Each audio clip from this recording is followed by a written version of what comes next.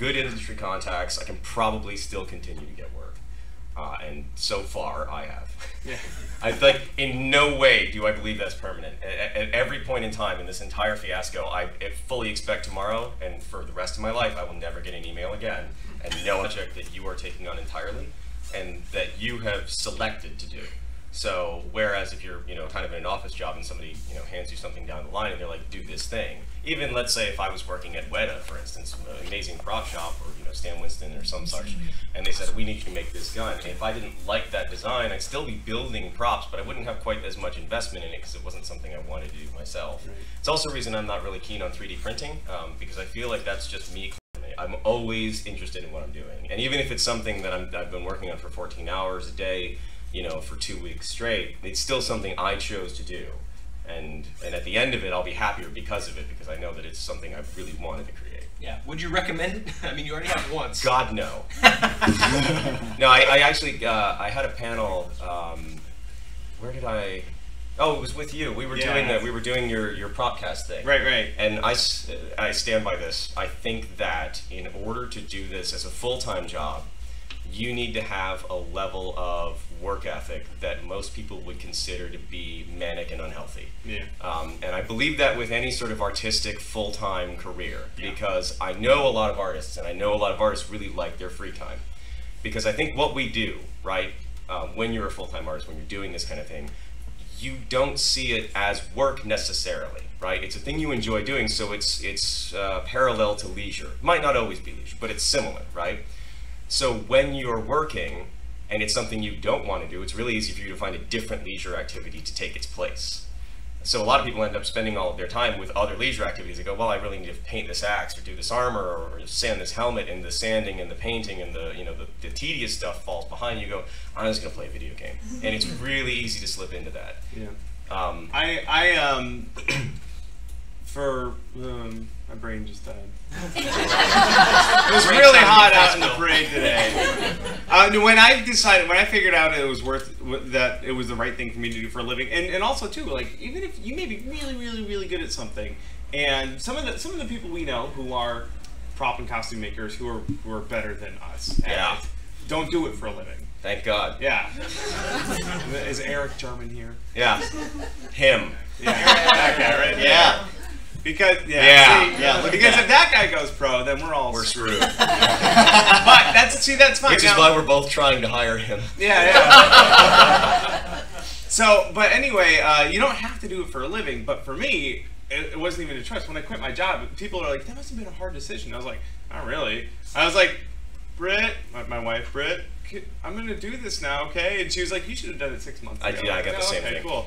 But for me, it was I was working at my day job. I worked at night, and during the day, my wife was working at the day, so I didn't see her or any other human being all day, every day. Anyway, and for 8 hours every day, I was building props, and then I went to my job where I did that, and my brain was like, "No, if you didn't go to that job every day, you would have 8 more hours to work on building stuff." And I was like, let's do that. And so I did, and I spent 16 hours a day prop making. I didn't spend 8 hours prop making and 8 hours playing video games. And then for me, the video games was my massive addiction. World of Warcraft, like for 5 years. And I stopped doing that, and I was in the basement building crap all day, every day. And that's when I knew that I could do it all day, every day. There's a really good quote that Adam Savage talks about whenever he does his make repair stuff. And he says, you need to find the thing that you can't not do, right? So for me, when I get up in the morning, even if I have a free day, a day off, I don't know how to not go to my shop. When all of the possibilities are laid out in front of me, I want to be in my shop and I want to be working. Even if Destiny launched that day, I'd probably go maybe 40 minutes and then I'll go to the shop. But mostly just to like reference images. Pretty much, yeah. I can't not build things, and so for me, it's really easy to put in 14 hours a day. Not really easy, but it's more natural to do that. Yeah. I remember when Harrison recently went to E3, and he was kind of like relaying information to all of us, and I sent him a text message that was like, "You'd rather be in your shop right now, wouldn't you?" He was like, "Absolutely." That's last weekend my friend had his bachelor party, which was really inconvenient because I had a lot of work to get done. And before DragonCon, and I've never been sitting in a strip club going, I really wish I was in the shop right now. So functionally, like Bill, you've always been more outwardly starry-eyed and optimistic about prop making. I would call myself a rational optimist. Okay. Actually, I just read a book called Rational Optimist. So, well, so that now I'm that. Yeah, I mean, like yesterday we were talking about it, and it popped in my mind to make the comparison that if in the world of cosplay, in Seussian terms, you're the Cat in the Hat, you're the Grinch. Yeah, that's fairly accurate. Mainly in terms of how you interact with the community of prop makers. Okay, I like to think that I restrain my personality a lot in the social media world. It is a special treat to be Harrison's personal friend on Facebook and also follow Vulcan Props. Yeah, it is magical. Vulcan Props is professional, and like it's like, here's a thing that I did today, and it was a very difficult project. And right under it, Harrison will be like, look at what this dipshit sent me. Well, we got that on record. Thanks, Jeff. Thanks, Jeff. Now everyone knows. Yep.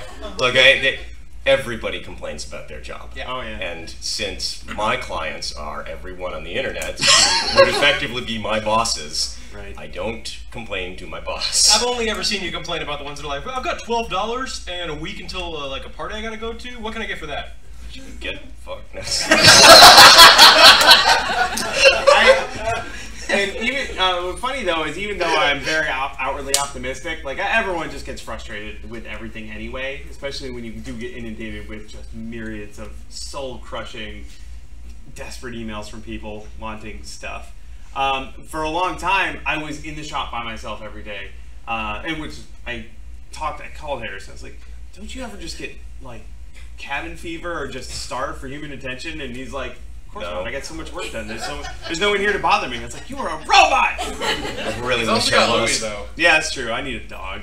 You need a shop corgi. So anyway, every day my wife would get home from work and I would vent to her, and after a while she's like, "You have to stop doing that." I was like, "Oh, yeah, this isn't healthy, is it?" I was just using her as like a sounding board, sounding board for my frustration. And now I have a shopmate, Will. So the two of us, like for over lunch, basically, we're like, "How about this guy on the internet or whatever?" Oh yeah, actually, a little bit. I moved in with Catherine Jones from God Save the Queen Fashions. We share a workshop now, and we both got a huge space to work in. It's fantastic.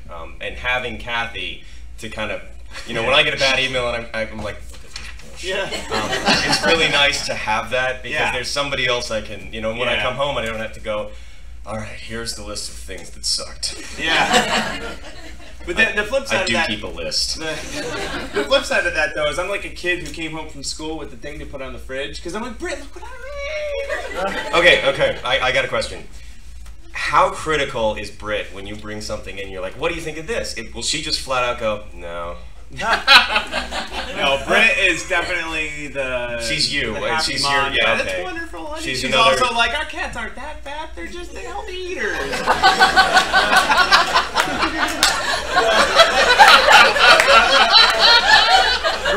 Brittany is supportive and positive in every way. Good. Then your wife is also the mirror of my life. No, I bring something in, and I finish the painting in the web. Well, babe, this is, what do you think? She goes, and I'm like, "What?" She goes, you can do better than that. No. But you do sometimes, right? Reasons why I'm optimistic is that I'm part of a really great podcasting community called the Frog Pants Network, and it's mixed up on the internet, and it's a super supportive and positive, wonderful place that I've personally had a lot of experience being fun, and I know it's really optimistic of me, but I want the same thing for the cosplay community, to support one another, to help out. And at some point I started, most of my videos just, I made a thing, here's how I made it. And then I did a video where I'm like, "Hey guys, let's all talk about this feelings and stuff, and that one got way more views or anything than the stuff I made, and I was like, oh wow, and I'm like, does this mean I have responsibility now? All right, okay, I was like, oh, I just became a role model. Yeah, and people come up to, like, more people come up and talk to me about, like, the videos I did, like, hey, thanks for supporting and helping out, and I was like, did you make anything? They're like, oh no, I just like the videos you do when you sit on your stairs and talk to the camera for a while. I was like, okay, I guess I'll keep doing those then. Have you guys seen those videos? Anybody here watch that video? Yes. Yeah. Tony Robbins, what's going on? Yeah, that's fine. I mean, but the great thing about it is it's just me out there talking, and I don't have to write a script or film me making anything, which is a huge pain in the ass. But I've seen the impact, and I'm energized by that, so I keep doing it. And Harrison, you're not interested in that at all. I don't want to be a personality. Yeah. I like. Good, because you're not. He is, just not one that we want him. It is not a coincidence that your latest project is being invisible.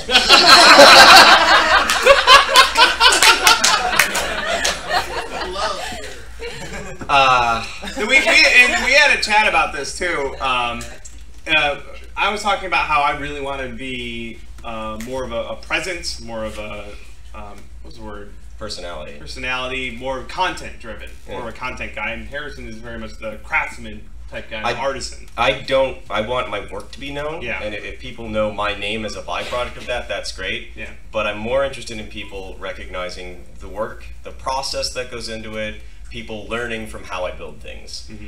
Not my personal opinion on whether or not a certain reality TV show is good or bad. That doesn't really have an impact on how good my props are. And I don't see, like, there's no need for me to weigh in on that. Also, video editing's hard. Well, I can edit. It just takes forever. Yeah. But when you become a personality, when you become and I'm not trying to say negative things here about your process and what you're doing, but when you become a personality on that, people start expecting that from you. Right. And so once you did your couple of videos, people start saying, well, what's Bill's take on this, and what's Bill's take on this? Mm-hmm. And how do I put this? If I started talking or speaking the truth about how I feel about a lot of things in the cosplay community, I don't think many people would still follow my work. Because you have a perspective that a lot of people can get behind. Yeah. Some of my perspectives, it's probably only just me. Right. Well, and that's the other thing too. I did a video recently, basically that was like, "Hey everyone, let's just be positive. Let's just be friendly and happy to one another." That's the one where you're slowly undressing for the video. Yeah. But what's funny is I'm like, how would it would be impossible for anyone to say, "No, I don't like that message. That's a terrible message." But you know what? I got exactly that email. Really? Someone emailed me and they're like, you're crazy. That's the world. There's no such thing as positive or negative in the nature and all. I was like, so you got an email from Jay Nicoletta. but a very good friend of ours. That joke fit real well at this table. Yeah, no, a friend of ours is just the world's hardest nihilist. So. Right. So, but that was the thing. I was like, I can wear that hat. I can make the video. And somebody will still be pissed. Even though that one guy was crazy, but it's a message that most people can get behind. Right, no, that's fair. I would rather my work go out there and my opinions don't really matter. Yeah. That email you got was from Harrison. Yeah. So. No, actually, he wants to make, if he had more free time, which won't happen, he wants to make videos that are the polar opposite of every video I do. I'm gonna sit on some stairs near an airport. And whatever Bill does, I'm going to see the complete opposite of it and get a little fake That's goatee. just your Twitters. That is just your Twitter accounts. Yeah. Harrison's like bear, and Bill's like sunshine. All right, I want to make time for Q&A here. Time check. Anybody got the time? 1:40. It is Thank 1:40. you. Perfect. All right, so we got 20 minutes. That's what I wanted for Q&A. But before we do that, I promised Josh you could tell a joke here. Wow, people actually moaned. So I'm going to let Josh christen this Q&A segment. This is See that guy? You just drove him out. Not Josh. Not Josh. Okay. So a guy in high school asks a girl to prom, and she says yes. So No, wait for it. Come on. That wasn't the punchline. So he has to set up the whole day. He has to get everything ready. So he goes to go and get a limo, and there's just a very long line at the limo place, and he waits hours, but he gets it done, and he gets the perfect limo. Then he has to go rent his tux, and he goes to the tux place, and it takes forever, and there's a huge line. But he gets the perfect tux that he looks great in. And then he goes to the flower shop. He has to get a corsage, but again, there's a huge line. But he waits through it, and he gets the perfect corsage. And then prom comes, the big day. He picks her up, and everything's going great. And they're at the party, and he asks the girl, "Would you like some punch?" And she's like, "Yeah, I'd like some punch." And he goes over to the refreshment table, and there's no punch line.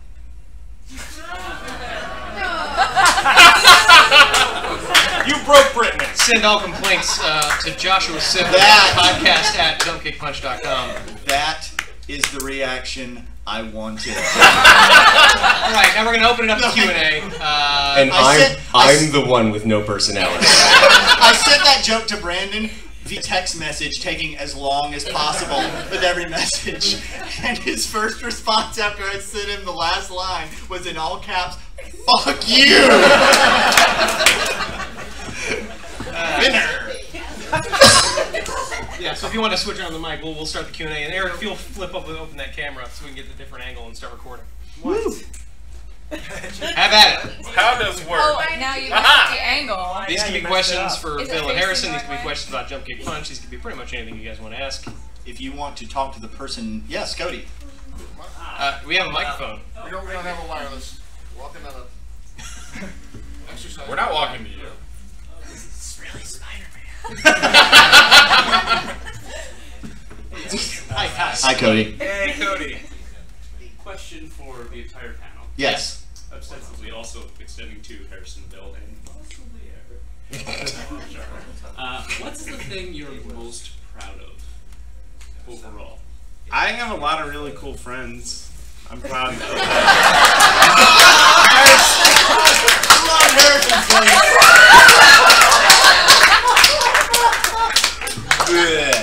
Friendship is awesome. Harrison's like, not friendship. I got a really big check from Microsoft. I worked there for 4 years. Never got one of those. Yeah. Do you mean something we made or friendship? You make friendships. Oh my god. Eric, what about you? I can't even answer anymore. I'm just really glad that the podcast leading up to this, we were sold as basically Oscar the Grouch and Whatever the happier one. Elbow. Everybody Elbow, else. yeah. Cat in And the I was hat. like, I'm using it. I'm just gonna be rainbow and sunshines the whole time. Yeah. Harrison looks like he's afraid he's going to get your Eric, what is the Gundam that you put together that you're most proud of? Oh jeez. Oh jeez. We only have All 15 right, minutes. you have to pick a favorite child. Go. My Sazabi's pretty sexy. Yeah? Does anybody know what that is? No. That's more than I expected. Josh. Jump kick punch in this panel.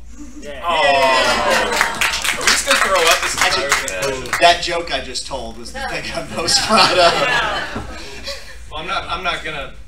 I'm mirroring Josh's sentiment. Aside from marrying my wife Heidi, it's gonna be this podcast and maintaining it for as long as I have, because I've never done anything like this.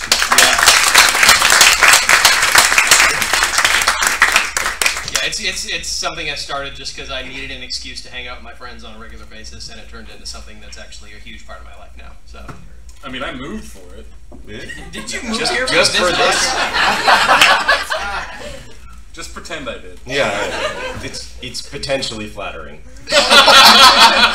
I started doing a live stream all about prop and costume Q&A. That was a weekly excuse to just get pull friends in, because like I said, I was getting cabin fever in my shop. I was like, maybe if I did a show and he invited friends to be on it, they'll come talk to me for an hour. So I did that, and now I do it every week, and it's a good time. You know there are telephones, right? No. But that's the thing, I can't get people on the phone. They're like, well, can we talk? I mean, my hands are tied up in this resin casting, Right. whatever thing. Can we just send me a text? Oh, okay, fine. I'm like, what if we schedule an hour on Thursday where you can actually come and we can Really chat? build our friendship. Yeah.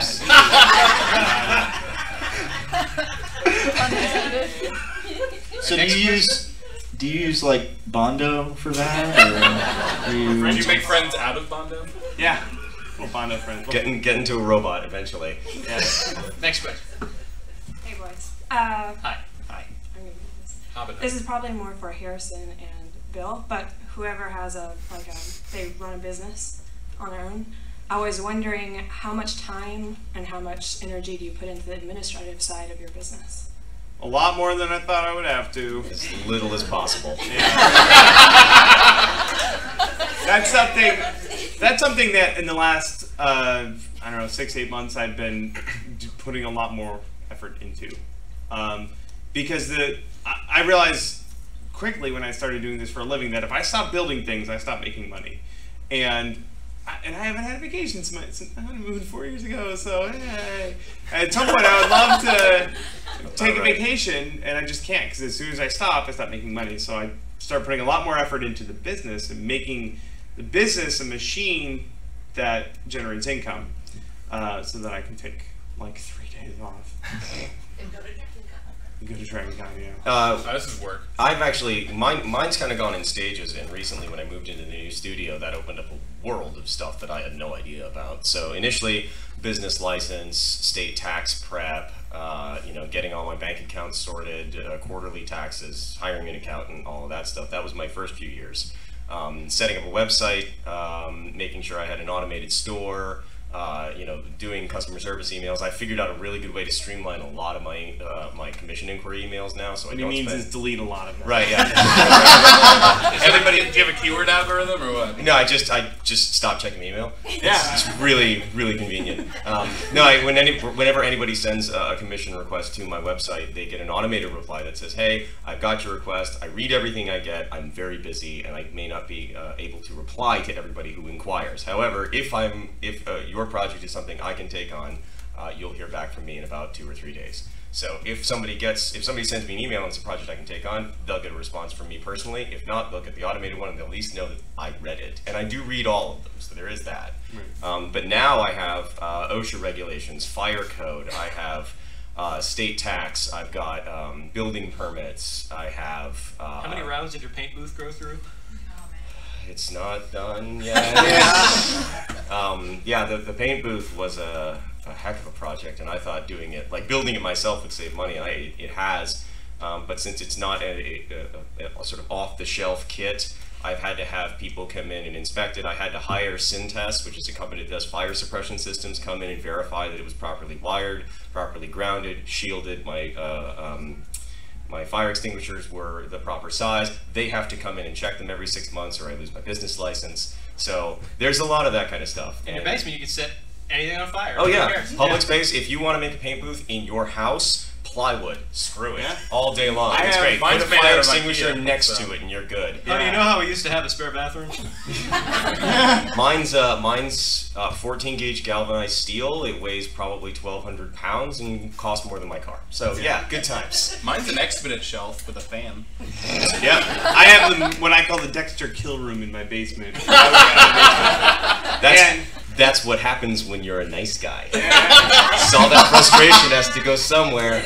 Oh yeah, and it's I just got some plastic sheeting to make like a tarp, cordon off one part of it. It's got a window with a box fan in it. It works really well. One of those glass IKEA shelves to show off all the severed heads. Yeah. Well, really you need the little dropper with all the slides of blood. Yeah. Just run your hands across it. Yeah, but then on the sheet, the plastic sheet. And I have a shopmate, Will, and we're 12, so we put penises on everything. And he just took the nuclear option and drew a 4-foot dong on the plastic sheet with a smiley face. And that's there. Because it's optimistic about the future of propmaker. Yeah. And the future of dong. He loves his wang friends. Yeah. Next question. Ready? So I have a 5-part question on... no, hold on. The things that you just answered last week on your Facebook page. No, but really, in terms of notoriety, how important is documentation? Because obviously taking a picture of the finished product, but in terms of like tutorials, just the progress, how important is just the day-to-day, the Facebook stuff, the videos? Do you think that led to your success, or do you think that it's kind of a hand-in-hand thing, or it just sort of happened along the way? I think especially to get the sort of notoriety that Harrison has, is kind of vital. Because if you see a picture of a finished product, you're like, ooh, that's pretty, and then you move on. But if you've got a novel to read, like one of his blog posts, that keeps people around. The retention helps keep people around. And then if they use something they learned from your website in their project, they'll remember that you helped them, even though you probably never actually talked to them. And if they write a blog post about it on their own, they'll say, hey, I learned this technique from this website. The other, it goes back to that sort of investment that you have in a project. When somebody hops in and say, I'm building a needler, and they see just the top casing, and I've got 4 months left in the project, they're going to come back later, potentially, and check out how that ends up. Or let's say, they'll subscribe to a Facebook feed or a Twitter feed or something, because they're like, I want to see what this guy eventually does with it. As opposed to like a finished post on Reddit. Right. Like, thumbs up, next. Well, that's the thing too, with your blog post, you actually get a lot more crawler exposure too. Yeah. And, it stays in the history a lot.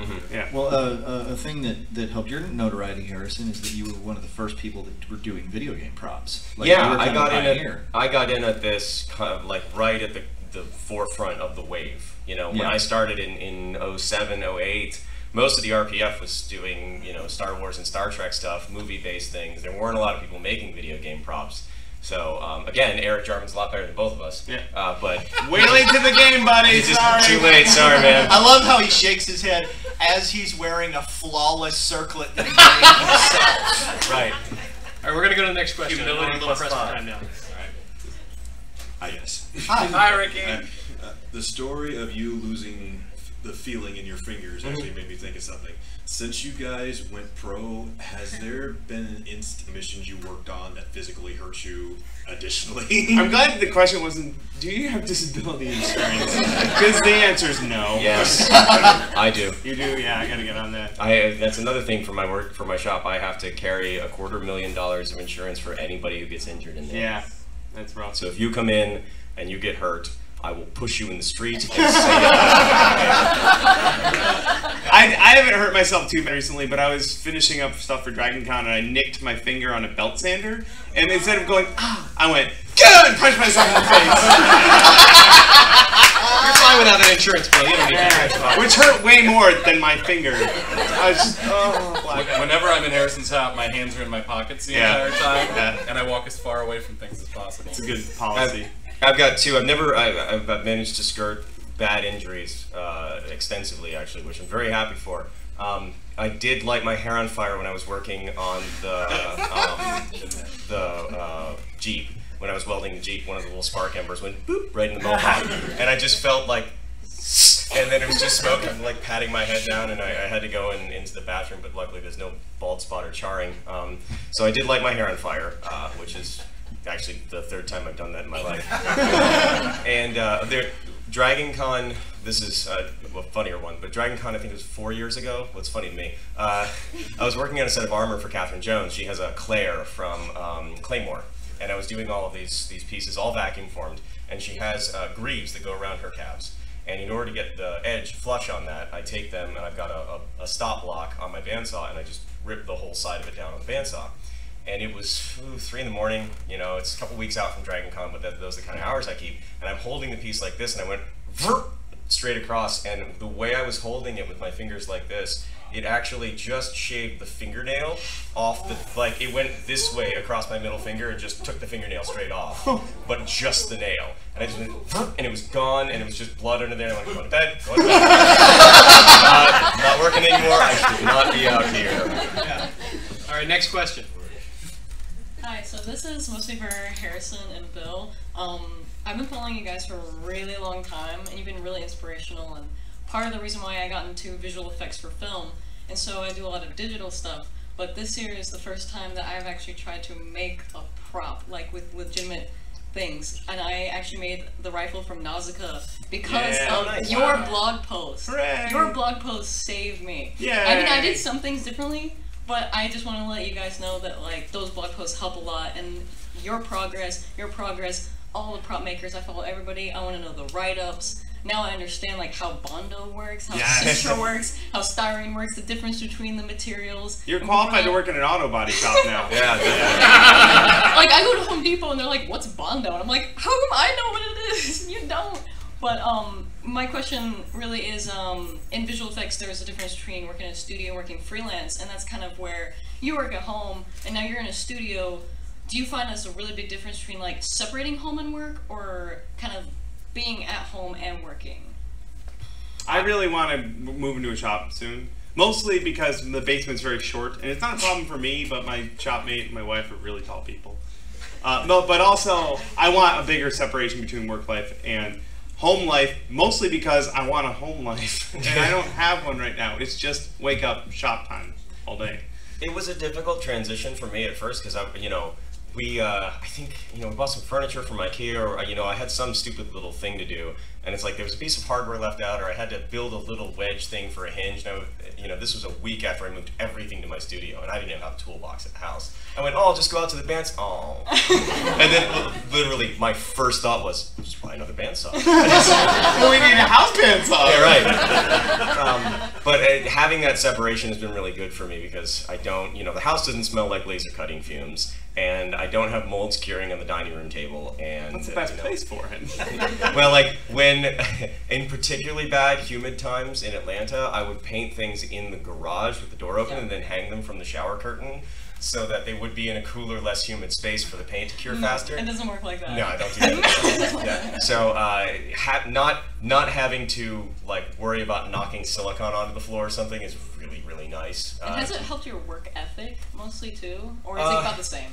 I don't see a lot of change. The only difference is I have to wear pants when I go to the shop. You probably have to wear shops on the way there. Right. And you can take them off. Once I get to my side, I lock the door and Kathy can't come in anymore. But there's less distractions. I'm pretty good at staying away from that in the first place. But it's only a 4-mile commute, but having that kind of commute is nice. And I keep weird hours, so I never fight with traffic. I prefer it, despite the headache and the extra cost and all that sort of stuff. It's definitely worthwhile. Right, thank you.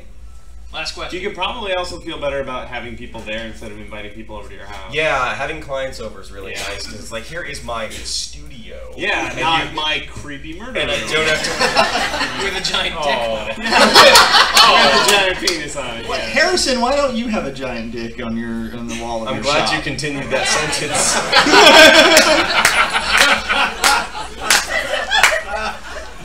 Go ahead with your question. Hey guys, a long time listener, first time caller. That's a lie. I have a question for the Jump Kick Punch guys, not just prop stuff. Yeah. Couldn't think of any good would you rathers, but I do have a interesting thing I'd like to hear about. If Jump Kick Punch was a cliched horror film, who would die and how? I'm thinking Tom's probably going to be the only one that survives. Yeah, Tom makes it out. Yeah. But by the end, he's a different person. Yeah. Now there's that one movie with the rednecks in the woods where the people run it and pale themselves onto things. First 30 seconds. Oh yeah. I would 30 seconds. I would probably be the guy who's way too optimistic about his like zombie-proof truck and just like, we got this, guys. Just drive into a pile of zombies and instantly be killed. That's why you need the warthog. Yeah. That's why we need the warthog. It's one of many reasons why. Bondo doesn't, Yeah. Yeah, I don't know. Guys, look what I made. I would die ironically. I would die immediately going after the... There's no way they can do anything to us, and then I would basically be the guy in Shaun of the Dead that gets pulled through the guy that gets pulled through the front of the pub right after saying an ironic thing. I know you want to. What am I? There's no punchline. Right after that joke. Yep. Then the audience cheers. Yep. Perfect. I think Harrison. I think you would be like die heroically. Like you would set up with like all you would get all. You're like build. It would be cowardly. Not for. It would be cowardly. I would die heroically saving my pile of money. Yeah, not for us. He would push Bill in front of a truck and then laugh and run away. It would be purely to like test out how the things you built actually kill zombies. Like whether it works well or not. I'd have some sort of robotic gun, right, Yeah. next to me, and a ton of ammo, and I die just emptying bullets into things. Yes. Overrun is how I'd like to go out. Yeah. And Brandon, You're second to last. It's you and Tom at the end. Brandon dies by everything's finished and they're driving towards the sunset and Brandon trips and falls and breaks his head on something. Which is the real enemy here. Workplace safety. Turns out it's man. Just one long OSHA film. Yeah. Well, we should make that movie. How are we doing? We're on time. How are we doing with that? Time. Okay. One last thing we want to do. Very last thing we want to do. I owe you guys something. A year ago, when they announced the Guardians of the Galaxy movie, we talked about it on the podcast, and I swore there's no way they're going to put Rocket Raccoon in that movie. There's no way Robert Downey Jr. Iron Man is going to be in the same cinematic universe as a literal talking raccoon. And then a week later, I was totally wrong. I was the wrongest I've ever been about anything. And I bet every listener that I would do a backflip. I would do a backflip if Rocket Raccoon was in the movie, and sure enough, I've owed you guys this for about a year, so I'm going to pay up now. I'm going to do a backflip. I hope he's been practicing. Yeah, remember what we just talked about? What? Dead. This is the jump kick punch Rocket Raccoon backflip. Get those cameras ready. Oh my god. Alright. Backflip!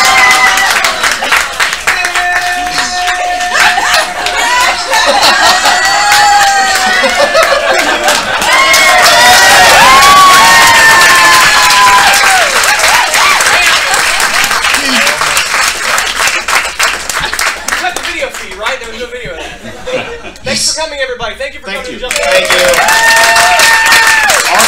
Also, please, if you enjoyed it, and I know you did, if you enjoyed and want to see again next year, gotta vote in the app. So if you got the DragonCon app, be sure to give it some great stars and some comments. Do help.